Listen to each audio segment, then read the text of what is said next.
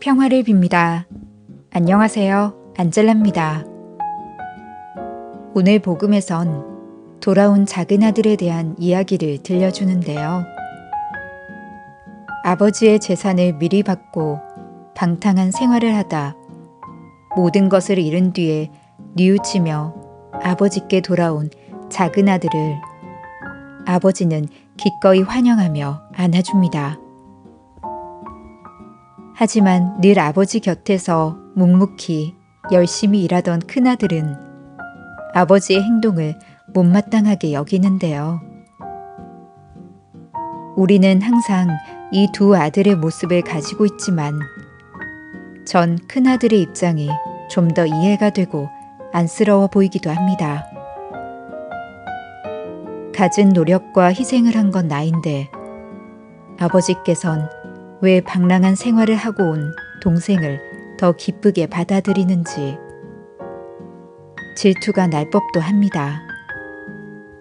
하지만 누구에게나 주님께서 주신 몫이 있고 죽었던 이웃이나 형제를 다시 얻었다면 함께 기뻐할 줄 아는 것이 주님의 가르침이라는 걸 다시 마음에 새겨봅니다. 하느님의 나라를 가기 위한 것은 순위가 없음을, 경쟁이 아니라는 것을요. 잃었던 양을 되찾은 기쁨을 주님과 함께 할 수 있는 그리스도인이 되야겠습니다. 3월 14일 사순 제2주간 토요일 복음 너의 저 아우는 죽었다가 다시 살아났다. 루카가 전한 거룩한 복음입니다. 15장 1절에서 3절, 11절에서 32절까지의 말씀입니다. 그때 세리들과 죄인들이 모두 예수님의 말씀을 들으려고 가까이 모여들고 있었다. 그러자 바리사이들과 율법 학자들이 저 사람은 죄인들을 받아들이고 또 그들과 함께 음식을 먹는군 하고 투덜거렸다. 예수님께서 그들에게 이 비유를 말씀하셨다. 어떤 사람에게 아들이 둘 있었다. 그런데 작은 아들이 아버지, 재산 가운데에서 저에게 돌아올 몫을 주십시오 하고 아버지에게 말하였다. 그래서 아버지는 아들들에게 가산을 나누어 주었다. 며칠 뒤에 작은 아들은 자기 것을 모두 챙겨서 먼 고장으로 떠났다. 그러고는 그곳에서 방종한 생활을 하며 자기 재산을 허비하였다. 모든 것을 탕진하였을 즈음 그 고장에 심한 기근이 들어 그가 공궁에 허덕이기 시작하였다. 그래서 그 고장 주민을 찾아가서 매달렸다. 그 주민은 그를 자기 소유의 들로 보내어 돼지를 치게 하였다. 그는 돼지들이 먹는 열매 꼬투리라도 배를 채우기를 간절히 바랐지만 아무도 주지 않았다. 그제야 정신이 든 그는 이렇게 말하였다. 내 아버지의 그 많은 품팔이꾼들은 먹을 것이 남아도는데 나는 여기에서 굶어 죽는구나. 일어나 아버지께 가서 이렇게 말씀드려야지. 아버지, 제가 하늘과 아버지께 죄를 지었습니다. 저는 아버지의 아들이라고 불릴 자격이 없습니다. 저를 아버지의 품팔이꾼 가운데 하나로 삼아 주십시오. 그리하여 그는 일어나 아버지에게로 갔다. 그가 아직도 멀리 떨어져 있을 때에 아버지가 그를 보고 가엾은 마음이 들었다. 그리고 달려가 아들의 목을 껴안고 입을 맞추었다. 아들이 아버지에게 말하였다. 아버지, 제가 하늘과 아버지께 죄를 지었습니다. 저는 아버지의 아들이라고 불릴 자격이 없습니다. 그러나 아버지는 종들에게 일렀다. 어서 가장 좋은 옷을 가져다 입히고 손에 반지를 끼우고 발에 신발을 신겨 주어라. 그리고 살찐 송아지를 끌어다가 잡아라. 먹고 즐기자. 나의 이 아들은 죽었다가 다시 살아났고 내가 잃었다가 도로 찾았다. 그리하여 그들은 즐거운 잔치를 벌이기 시작하였다. 그때 큰아들은 들에 나가 있었다. 그가 집에 가까이 이르러 노래하며 춤추는 소리를 들었다. 그래서 하인 하나를 불러 무슨 일이냐고 묻자 하인이 그에게 말하였다. 아우님이 오셨습니다. 아우님이 몸성이 돌아오셨다고 하여 아버님이 살찐 송아지를 잡으셨습니다.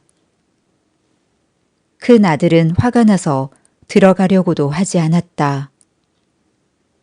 그래서 아버지가 나와 그를 타이르자 그가 아버지에게 대답하였다.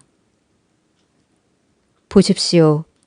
저는 여러 해 동안 종처럼 아버지를 섬기며 아버지의 명을 한 번도 어기지 않았습니다. 이러한 저에게 아버지는 친구들과 즐기라고 염소 한 마리 주신 적이 없습니다. 그런데 창녀들과 어울려 아버지의 가산을 들어먹은 저 아들이 오니까 살찐 송아지를 잡아주시는군요. 그러자 아버지가 그에게 일렀다. 애야, 너는 늘 나와 함께 있고 내 것이 다 네 것이다. 너의 저 아우는 죽었다가 다시 살아났고 내가 잃었다가 되찾았다. 그러니 즐기고 기뻐해야 한다. 주님의 말씀입니다. 오늘의 묵상.